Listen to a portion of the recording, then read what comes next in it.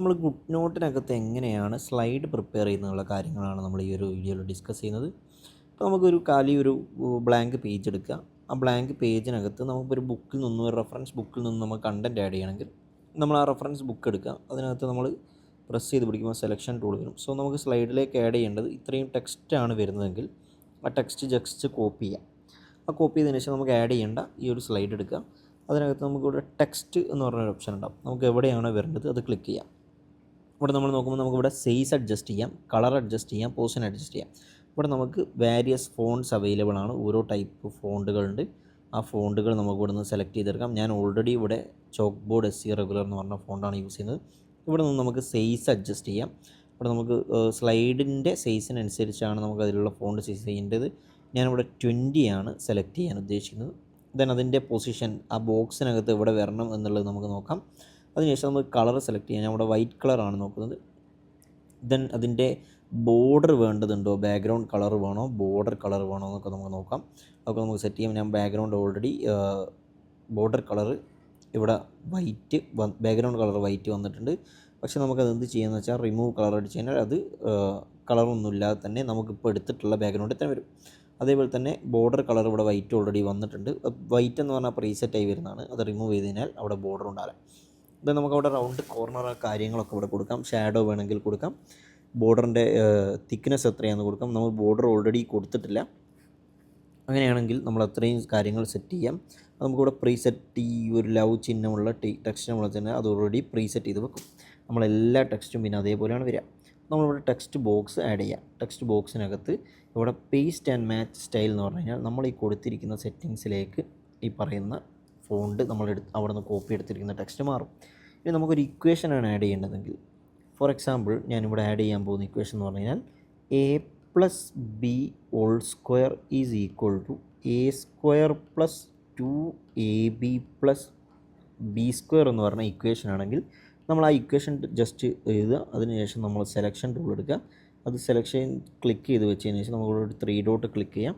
ഇവിടെ ഏറ്റവും താഴെ കൺവേർട്ട് ഉണ്ടാവും. കൺവേർട്ടിനകത്ത് മാത്ത് എന്ന് കൊടുത്തു കഴിഞ്ഞാൽ ആ ഇക്വേഷൻ അവരെന്ത് ചെയ്യും, കൺവേർട്ട് ചെയ്ത് a+b² is equal to a² + 2ab + b². ഇവിടെ നമ്മൾ ശ്രദ്ധിച്ചു കഴിഞ്ഞാൽ ഇക്വാലൻ്റ് എന്നാണ് വന്നിട്ടുള്ളത്. സോ ആ ഇക്വാലൻ്റ് നമ്മൾ മാറ്റേണ്ടതുണ്ട്.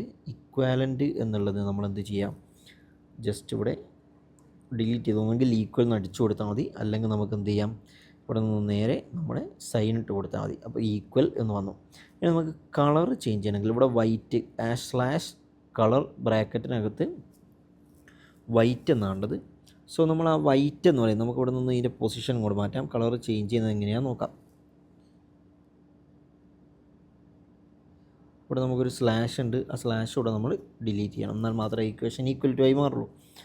സോ നമുക്കിവിടെ കളർ ചേഞ്ച് ചെയ്യാം. അവിടെ നിങ്ങൾ നോക്കിയാൽ മനസ്സിലാവും അവിടെ വൈറ്റ് ആണുള്ളത്. ഇനി നമ്മൾ വൈറ്റ് മാറ്റിയിട്ട് എന്ത് ചെയ്യാം, നമുക്ക് ബ്ലാക്ക് കൊടുക്കാം.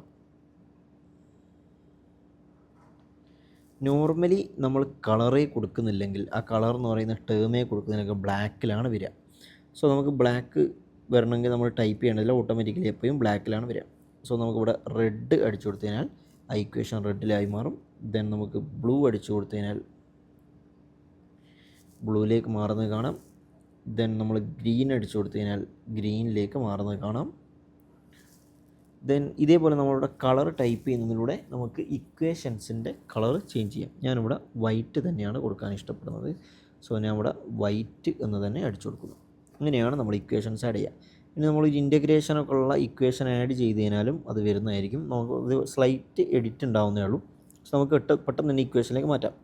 So integral a to b f(x) * dx is equal to work w എന്ന് പറയുന്ന ഇക്വേഷനാണ് നമ്മൾ എടുക്കുന്നതെങ്കിൽ ഇവിടെ നമ്മൾ ഈ പറയുന്നത് സെലക്ട് ചെയ്യാം.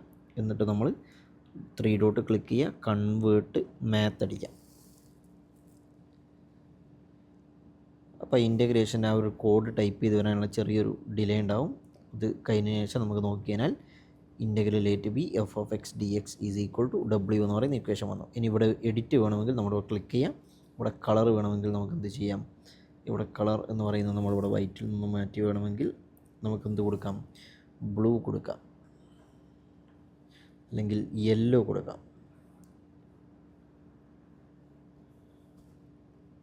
സോ നമുക്ക് ആ ഇക്വേഷൻ എന്ന് പറയുന്നത് യെല്ലോ കളറിലേക്ക് മാറ്റും. സോ ഇങ്ങനെയാണ് നമ്മൾ ഇക്വേഷൻസ് ആഡ് ചെയ്യുന്നത്, ടെക്സ്റ്റ് ആഡ് ചെയ്യുന്നത്. ഇത് നമുക്ക് വേണമെങ്കിൽ എന്ത് ചെയ്യാം, ഓരോ പൊസിഷനിലേക്ക് റീ അറേഞ്ച് ചെയ്ത് വെക്കാവുന്നതാണ്. ഇത് വേണമെങ്കിൽ ഇവിടേക്ക് മാറ്റാം.